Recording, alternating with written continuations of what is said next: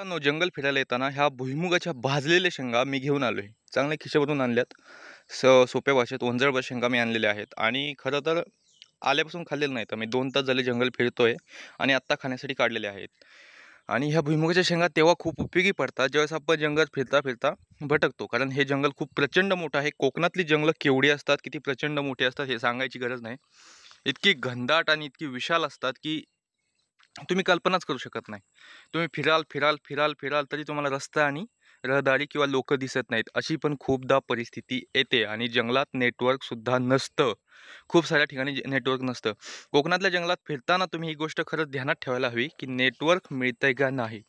कारण खूपदा कोकणात खूप सारी लोकं भरकटलेली आहेत आणि काही एक्सपायर पण झालेली आहेत. हे तुम्हाला चांगलंच माहिती आहे. त्यामुळं मी पण आता कोकणातल्या जंगलात फिरण्यासाठी आलो आहे आणि खाण्याची वगैरे पिण्याची पाणी तर सर्वत्र आहे. नैसर्गिक प्राणी आहे. कारण 2 महिन्यापासून पाऊस होतोय. मेपासूनच इकडे पावसाला सुरुवात होते आणि प्रचंड पाऊस येतो. रोज पाऊस असतो.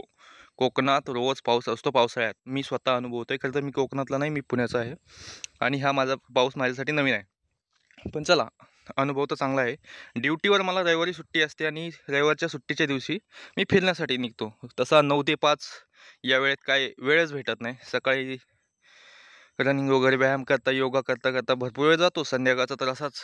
तर मग असतो सुट्टीचा दिवस.